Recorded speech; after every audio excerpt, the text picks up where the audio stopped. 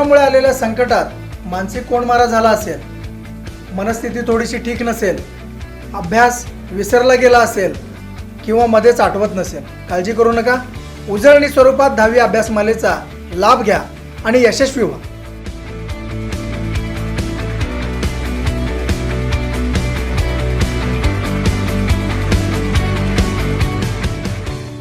नमस्कार विद्यार्थी मित्रांनो, 10वी अभ्यासमालेमध्ये तुमचं स्वागत. आज या ठिकाणी इतिहासचं 10वं आणि शेवटचं प्रकरण आपण बघणार आहोत. या प्रकरणाचं नाव आहे 20व्या शतकातील राजकीय घडामोडी. तर हे इतिहासातलं शेवटचं प्रकरण आहे. आतापर्यंत तुम्ही 9 प्रकरणांचा संदर्भ ऐकलेला आहात, बघितलेला आहात. ज्या 9 प्रकरणांमध्ये तुम्ही संदर्भ बघितला असेल की भारतामध्ये युरोपियनांचं आगमन झालं आणि त्याच्यामध्ये इंग्रज सरस ठरले आणि मग इंग्रजांनी कशा पद्धतीनं भारतामध्ये साम्राज्य विस्तार केला आणि मग इंग्रजांच्या साम्राज्य विस्ताराला मध्ये आपल्या भारतीयांनी प्रतिकार केला, ज्याला आपण स्वातंत्र्य लढा असं म्हणतो. आणि मग त्या स्वातंत्र्य लढ्यामध्ये साधारण 1947 पर्यंत आपण कशा पद्धतीनं स्वातंत्र्य लढा चालवला आणि भारताला स्वातंत्र्य कशा पद्धतीनं मिळवून घेतलं, असा सगळा संदर्भ तुम्ही 9 प्रकरणांमध्ये बघितलेला आहात. आता हे 10वं प्रकरण थोडंसं वेगळं आहे. यामध्ये आपल्या देशाचा तसा काडी मात्र संबंध नाही आहे, म्हणजे भारताचा संबंध नाही आहे. भारताच्या पलीकडच्या गोष्टी या पाठामध्ये दिलेल्या आहेत, म्हणजे जागतिक घटनांचा संदर्भ या पाठामध्ये दिलेला आहे आणि तो आपल्याला थोडासा वेगळ्या अंगानं बघायचा आहे.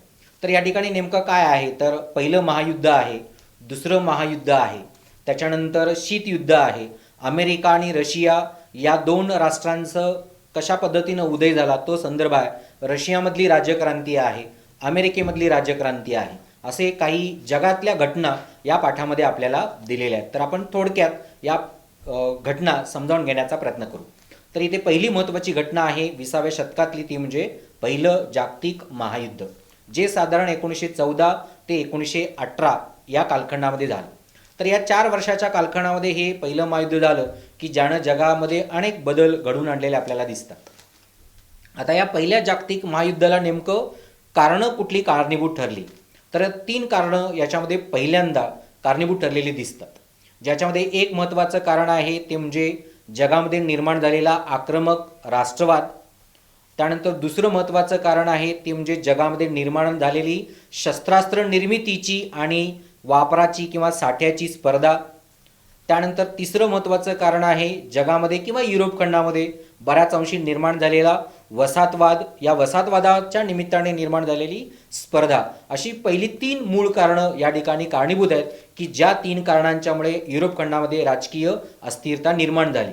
पण या पहिल्या महायुद्धाला जे तात्कालीन कारण ठरलं की ज्या तात्कालीन कारणामुळे या ठिकाणी या पहिल्या महायुद्धाला सुरुवात झाली आणि ते म्हणजे ऑस्ट्रियाचा युवराज आर्चड्यूक फर्डिनंड याची विश्वासघातानं हत्या करण्यात आली आणि याच हत्येमुळे आपल्या या पहिल्या महायुद्धाला सुरुवात झाली. तर इथे हे तात्कालीन कारण आहे, आपल्या ऑस्ट्रियाच्या युवराजाची सर्बियाच्या एका नागरिकानं विश्वासघातानं हत्या घडवून आणली आणि या हत्येनंतर या पहिल्या महायुद्धाला सुरुवात झाली. आणि हे पहिलं महायुद्ध खरं तर युरोप खंडापुरतं मर्यादित असलेलं दिसतं. पण याच्यामध्ये युरोप खंडापुरतं जरी मर्यादित असलं तरी युरोप खंडातले या ठिकाणी जे देश होते ते 2 देश किंवा ते देश 2 गटांमध्ये विभागलेले आपल्याला दिसतात. ते म्हणजे मित्र राष्ट्र आणि दोस्त राष्ट्र.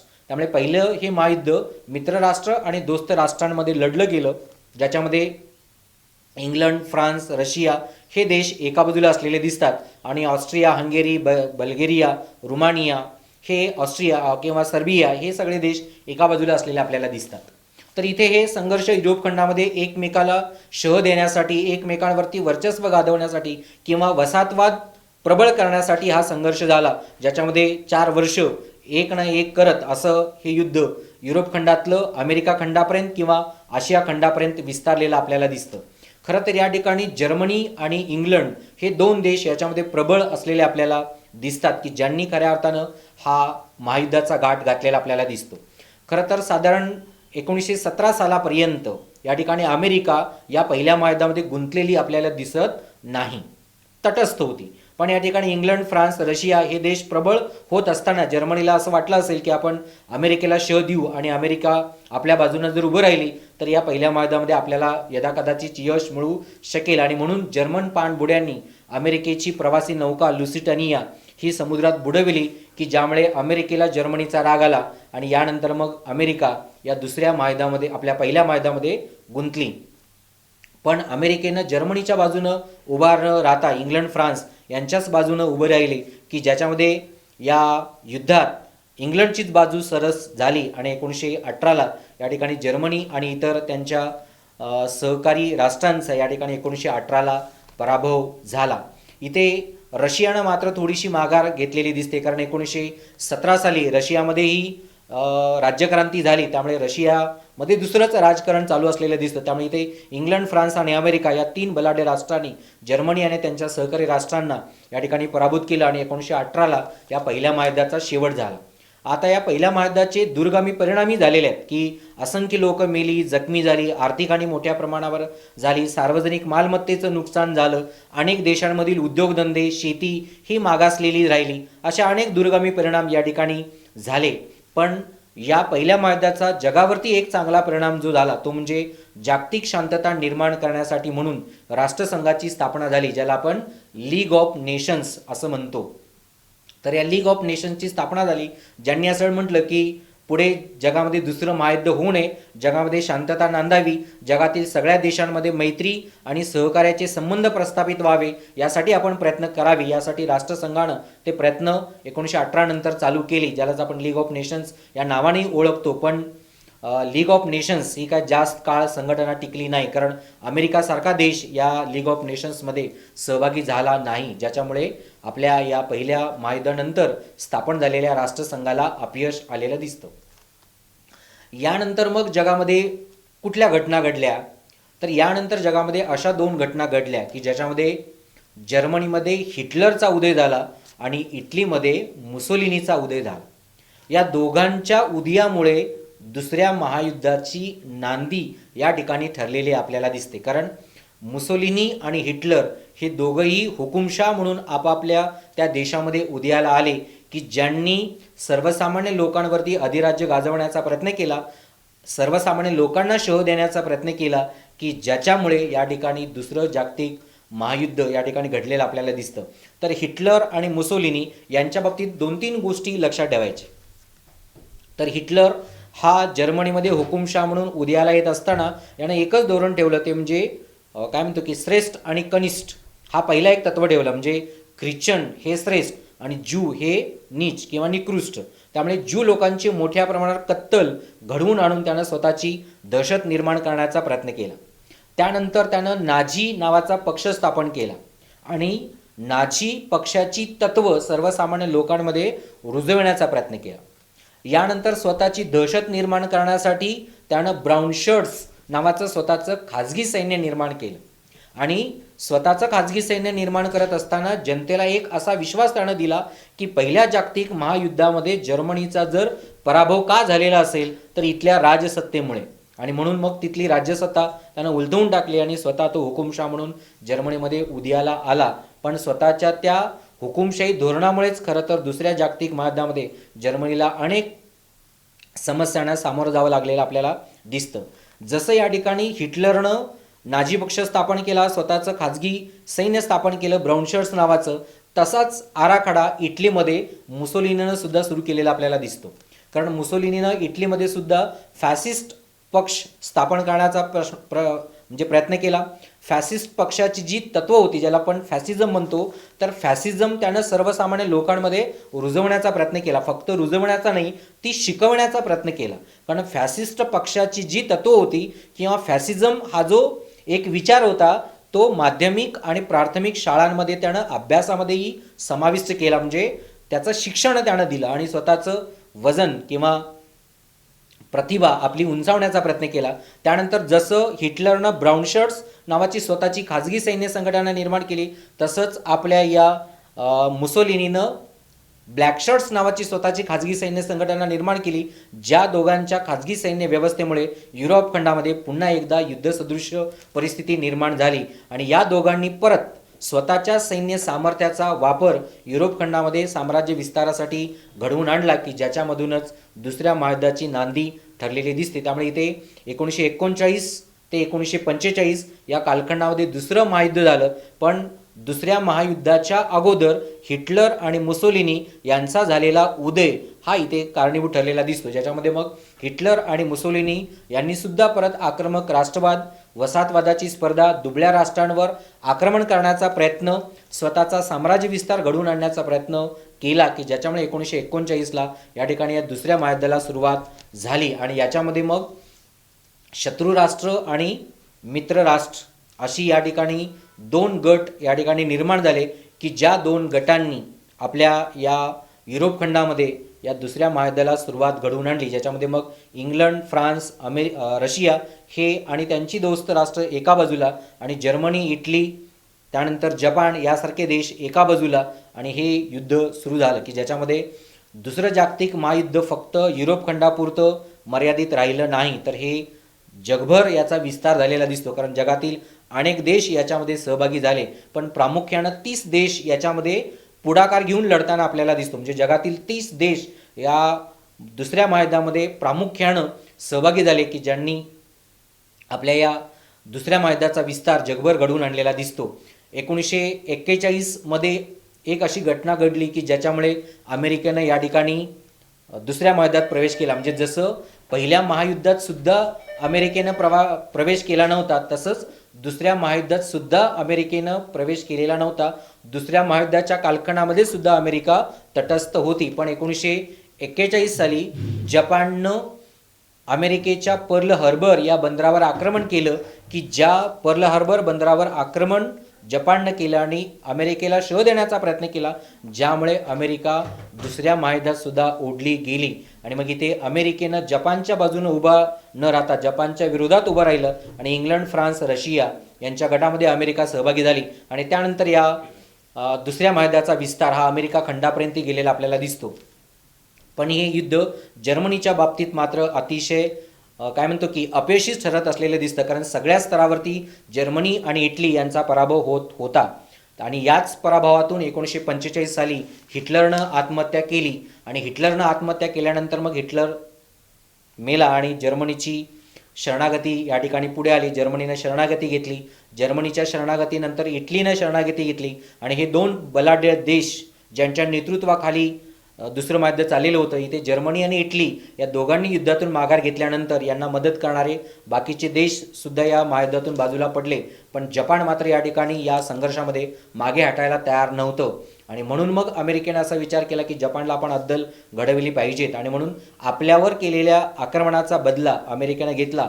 8 ऑगस्ट 1945 आणि 9 ऑगस्ट 1945 रोजी हिरोशिमा आणि नागासाकी या जपानच्या 2 शहरांवरती अमेरिकेनं अणुबॉम्बचे हल्ले घडवून आणले आणि जपानला बेचिराख करून टाकलं.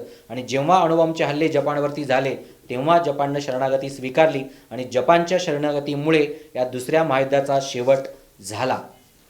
या महायुद्धामध्ये सुद्धा खूप मोठ्या प्रमाणावर हानी झालेली दिसते. म्हणजे जवळजवळ लाखो लोक या ठिकाणी मेली, कोट्यावधी लोक जखमी झाली, मोठ्या प्रमाणावर आर्थिक हानी झाली. अशा अनेक गोष्टी या दुसऱ्या महायुद्धातून घडल्या. पण एक चांगला परिणाम या दुसऱ्या महायुद्धामुळे घडला, तो म्हणजे जगामध्ये कायमस्वरूपी शांतता नांदण्यासाठी म्हणून युनायटेड नेशन्सची स्थापना झाली. आपण ज्याला युनो असं म्हणतो, तर या युनोची स्थापना 1945ला झाली, जी आज तागायत आपल्या देशामध्ये जागतिक शांतता, जागतिक मित्रत्व किंवा जागतिक सहकार्याची भूमिका निर्माण करण्यासाठी प्रयत्नशील असलेले आपल्याला दिसते. तर असा या दुसऱ्या महायुद्धाचा संदर्भ या ठिकाणी 1939 ते 1945 असा आपल्याला या ठिकाणी दिसतो. यानंतर या ठिकाणी तिसरी महत्त्वाची घटना जागतिक घडामोडींमधली आहे, ती म्हणजे रशियन राज्यक्रांती. खरं तर रशियन राज्यक्रांती 1917ला झाली, आणि ही जी घडली त्याला कारण आहे तो म्हणजे लेनिन.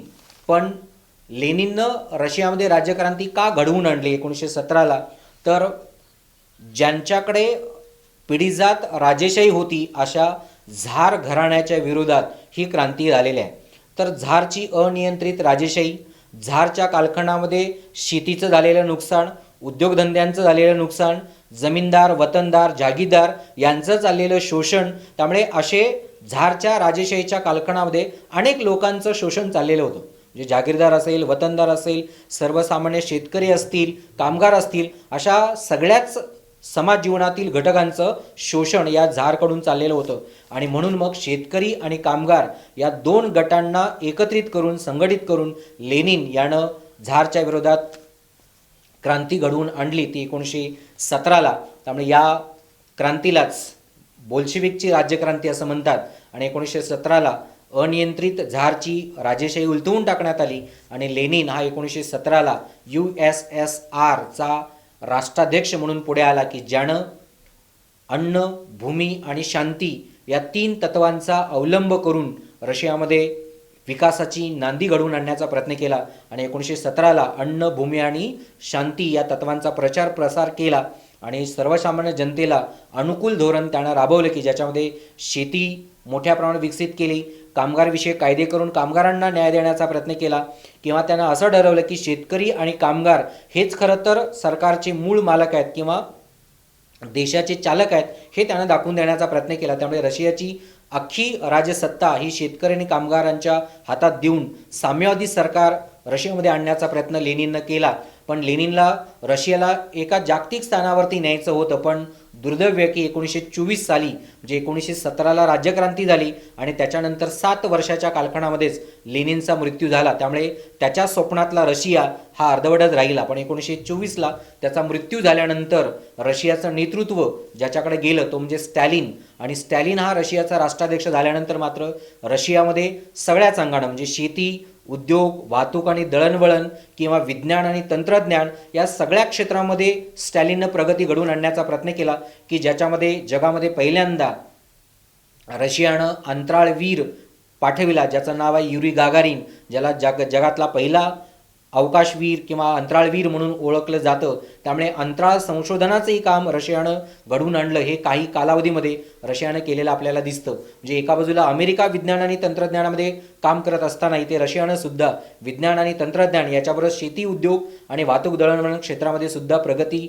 घडवून आणली आणि रशियाला एका उच्च स्थानावरती नेण्याचा प्रयत्न केला की ज्याच्यामध्ये 1945 सालानंतर जसं अमेरिका एक बलाढ्य राष्ट्र म्हणून जगामध्ये नावारूपाला आलं तसं रशिया सुद्धा एक बलाढ्य राष्ट्र म्हणून नावारूपाला आलेला आपल्याला दिसतं. त्यामुळे रशियन राज्यक्रांतीच्या बाबतीत 2-3 गोष्टी लक्षात ठेवायच्या आहेत. एक, 1917ला झारच्या सत्तेच्या विरोधात लेनिननं बंड केलं आणि लेनिन हा राष्ट्राध्यक्ष झाला ज्यानं अन्न, भूमी आणि शांती या 3 तत्वांचा अवलंब केलेला आपल्याला दिसतो आणि शेतकरी आणि कामगार यांना संघटित करून साम्यवादी सरकार त्यानं रशियामध्ये आणलं. त्याचा 1924ला मृत्यू झाला.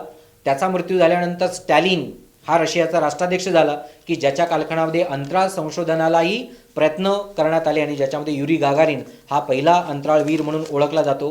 हा एक संदर्भ लक्षात ठेवा. आणखी एक संदर्भ या ठिकाणी एका मार्कासाठी येतो की स्टॅलिनच्या नंतर रशियाची प्रगती ज्यानं केली आणि तो म्हणजे गोर्बाचेव की ज्याच्यामध्ये त्यानं 2 तत्वांचा अवलंब केलेला आहे. ज्याला आपण गोर्बाचेवनं कुठल्या सुधारित तत्वांचा वापर केला असा प्रश्न तुम्हाला पडतो तर त्याच्यामध्ये मोकळेपणा आणि पुनर्रचना ज्याला ग्लॉस्नॉस्ट आणि पेरेस्ट्रोएका असं म्हटलं जातं तर या 2 तत्वांचा वापर गोर्बाचेवनं केला आणि या ठिकाणी रशियाचाही विकास घडवून आणण्याचा प्रयत्न त्याने केलेला आपल्याला दिसतो. तर अशी ही रशियन राज्यक्रांती 1917ला झाली की ज्याच्यामध्ये पुढे जाऊन आपल्या रशियामध्ये तिघांनी मोठ्या प्रमाणात विकास घडवून आणला. त्यामध्ये लेनिन, स्टॅलिन आणि महत्त्वाचा गोर्बाचेव. तर अशा तिघांची तत्व या ठिकाणी महत्त्वाची आहेत. याच्यानंतर या जागतिक घडामोडींमध्ये 4थी घटना आहे ती म्हणजे चीनमधली राज्यक्रांती. तर चीनमध्ये खरं तर 3 क्रांत्या झालेल्या आहेत. म्हणजे पहिल्यांदा एक राज्यक्रांती झाली, त्याच्यानंतर एक कम्युनिस्ट क्रांती झाली आणि याच्यानंतर एक सांस्कृतिक क्रांती झाली. अशा 3 क्रांत्या या ठिकाणी चीनमध्ये झालेल्या आपल्याला आढळून येतात. आता या ठिकाणी या क्रांत्या का झाल्या तर चीनमध्ये अस्तित्वात असलेल्या राजेशाहीच्या विरोधात एक पक्ष अस्तित्वात आला ज्याला कोमिंटांग पक्ष असं म्हटलं जातं. तर या कोमिंटांग पक्षाची सत्ता वाढवण्याचा प्रयत्न डॉक्टर सन यत सेन यांनी केला. म्हणजे चीनमध्ये राज्यक्रांती घडवून आणणारे पहिले ज्यांना ओळखलं जातं ते म्हणजे डॉक्टर सन यत सेन, ज्यांना आधुनिक चीनचे निर्माते म्हणूनही ओळखलं जातं. तर या डॉक्टर सन यत सेन यांनी कोमिंटांग या पक्षाची स्थापना केली आणि चीनमध्ये कोमिंटांग पक्षाचं वर्चस्व वाढवण्याचा प्रयत्न केला.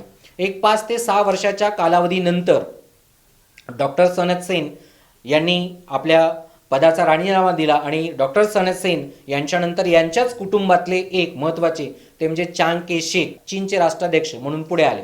ज्यांनीही कोमिंटांग पक्षाची सत्ता वाढवण्याचा प्रयत्न केला. पण जेव्हा चीनमध्ये चांग शेक यांची सत्ता आली, याच कालखंडामध्ये चीनमध्ये लोकशाही साम्यवादी विचारसरणी रुजवण्यासाठी प्रयत्न झाले आणि हा कालखंड साधारण 1949चा आहे.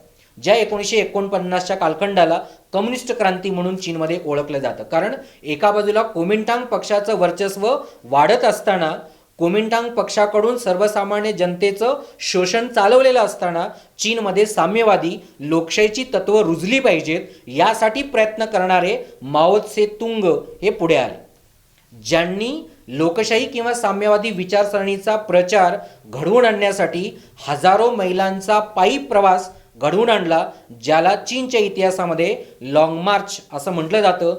ज्या लाँग मार्चमध्ये माओ त्से तुंग यांनी 1,00,000 लोकांना सोबत घेऊन हजारो मैलांचा प्रवास पायी घडवून आणला, लोकशाहीची तत्व रुजवण्याचा प्रयत्न केला आणि या 1,00,000 लोकांच्या मधले जवळजवळ 70 लाख लोक मृत्युमुखी पडली, तरी माओ त्से तुंग आपल्या विचारापासून ढळले नाहीत आणि त्यांनी कम्युनिस्ट राज्यक्रांती घडवून आणली, जिथे साम्यवादी किंवा लोकशाही तत्व माओ त्से तुंग यांनी रुजविली. आणि चांग शेक याच्यानंतर जर चीनमध्ये कोणाची सत्ता निर्माण झाली असेल तर ती माओ त्से तुंग यांची निर्माण झाली, ज्यामुळेच माओ त्से तुंग यांच्या एका उदारमतवादी विचारसरणीमुळे चीन जगामध्ये एका वेगळ्याच संकल्पनेतून पुढे आला, ज्याला माओवादी चीन म्हणून ओळखलं जातं, की ज्यांनी सर्वसमावेशक राजकारण घडवून आणण्याचा प्रयत्न चीनमध्ये केला. पण माओ त्से तुंग यांच्याकडे सत्ता आल्यानंतर जे कोमिंटांग पक्षानं घडवून आणलं नाही ते इथे घडवून आणण्याचा प्रयत्न केला, ज्याच्यामध्ये अमेरिका आणि रशिया या 2 राष्ट्रांप्रमाणे चीनची प्रगती जगामध्ये झाली पाहिजेत. यासाठी शेती असेल, उद्योगधंदे असेल, विज्ञान आणि तंत्रज्ञान असेल, तर या सगळ्या गोष्टींचा विकास घडवून आणण्याचा प्रयत्न केला. त्यानंतर शिक्षण व्यवस्थेमध्ये बदल केले, आरोग्य व्यवस्थेमध्ये बदल केले, अशा सगळ्या अंगानं चीनचा विकास त्यांनी घडवून आणला, की ज्याच्यामुळे स्वतःचा एक वेगळा कार्याचा प्रभाव चीनमध्ये निर्माण केला. म्हणूनच चीनला माओ त्से तुंग यांच्यानंतर माओवादी चीन म्हणून ओळखलं जातं. पण माओ त्से तुंग यांच्या कालखंडामध्ये एक अशी अघोरी घटना घडली, ज्याला 1966 साली सांस्कृतिक क्रांती म्हणून ओळखलं जातं. हा कालखंड मात्र चीनच्या इतिहासामध्ये थोडासा वेगळा आपल्याला बघायला मिळतो. आता इथे 1966ला झालेली क्रांती ही सांस्कृतिक क्रांती असं का म्हटलं जातं, तर एकच तत्व या बाबतीत लक्षात ठेवा, की 1966 साली चीनमध्ये बौद्ध भिक्षूंची मोठ्या प्रमाणावर कत्तल करण्यात आली. फक्त या ठिकाणी बौद्ध भिक्षूंची कत्तल झाली असं नाही, तर बौद्ध मंदिरही उद्ध्वस्त करण्यात आली आणि जिथे बौद्ध मंदिरं उद्ध्वस्त करण्यात आली, बौद्ध भिक्षूंची कत्तल करण्यात आली, याच घटनेला चीनमध्ये सांस्कृतिक क्रांती असं म्हणून ओळखलं जातं.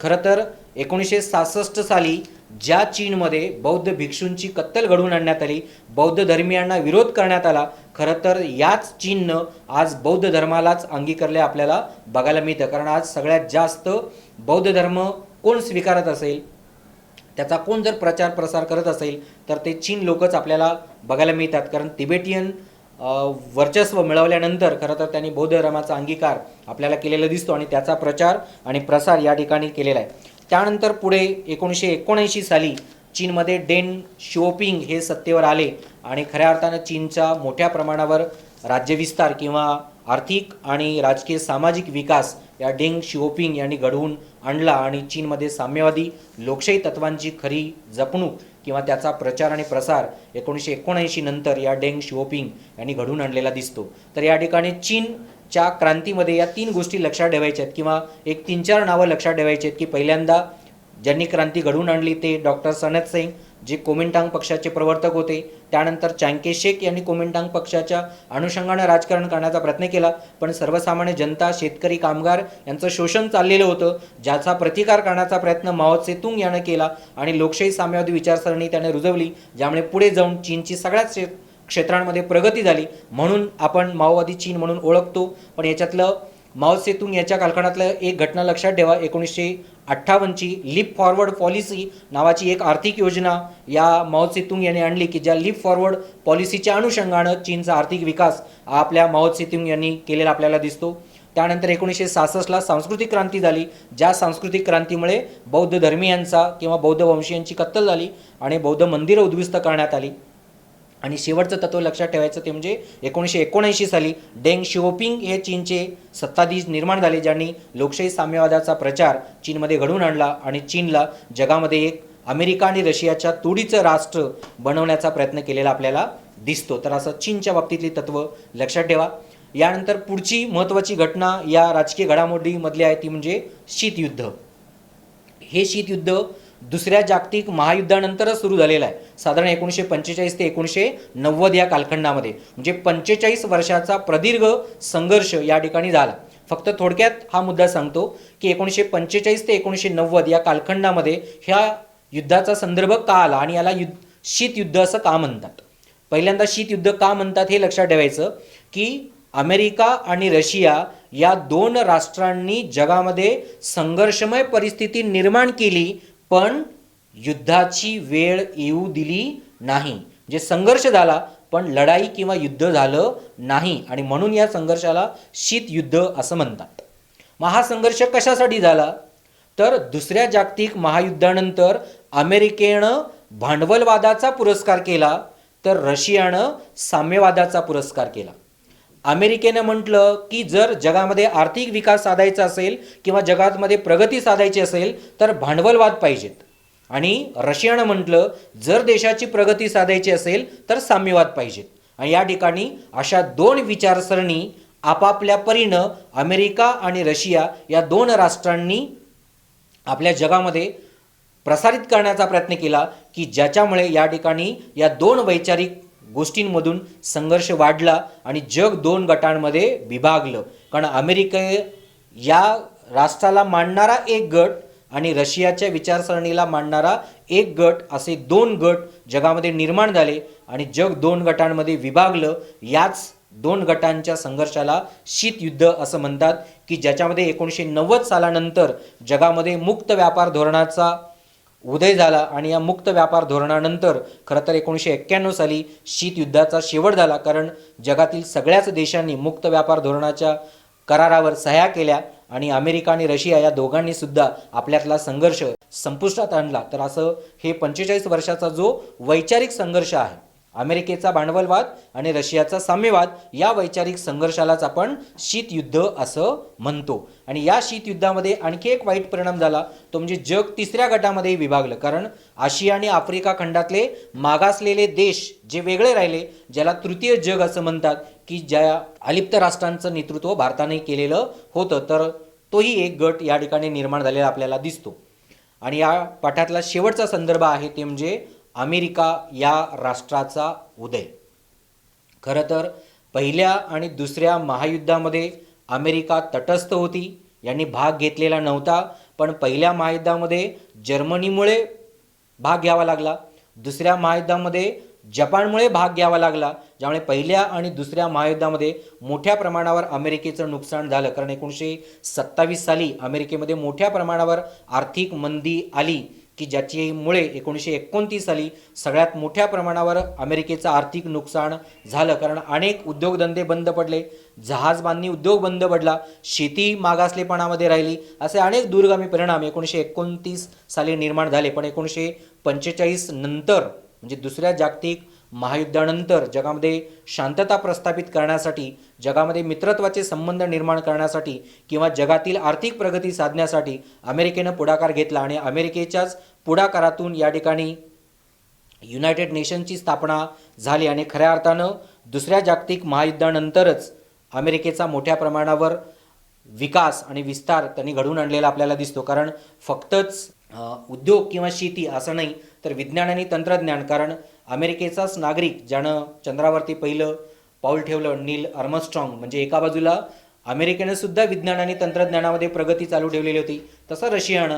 पण रशियाच्या अगोदर अमेरिकेनं आपल्या जगामध्ये आर्थिक, राजकीय, सामाजिक, विज्ञान किंवा तंत्रज्ञान, शेती, उद्योग, सेवा क्षेत्र या सगळ्याच क्षेत्रामध्ये 1945 नंतर स्वतःचा विस्तार आणि विकास घडवून आणला. आणि 1945 नंतर जगातलं एक आर्थिकदृष्ट्या प्रबळ राष्ट्र म्हणून अमेरिका उदयाला आलेला आपल्याला बघायला मिळतं. तर इथे अमेरिकेचा उदय जो झाला त्याच्यामध्ये दोनच गोष्टी लक्षात ठेवायच्या. एक, 1927ला अमेरिकेमध्ये आलेले आर्थिक मंदी की ज्याच्यामुळे 1929 सालानंतर मोठ्या प्रमाणावर अमेरिकेचं आर्थिक नुकसान झालेलं दिसतं, पण 1945 नंतर मात्र अमेरिकेनं आपला स्वतःचा आर्थिक विकास साधला आणि आज जगातलं एक आर्थिक बलाढ्य राष्ट्र म्हणून आपण अमेरिकेकडे बघतो, कारण आर्थिक महासत्ता जगातली जी आहे ती म्हणजे अमेरिका.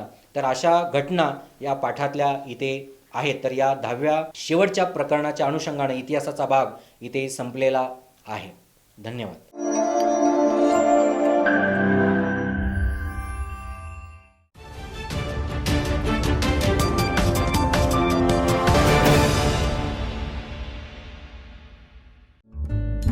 सबस्क्राईब करा तरुण भारत न्यूज चॅनलला आणि ताज्या घडामोडी सर्वात आधी जाणून घेण्यासाठी बेल आयकॉनवर क्लिक करा.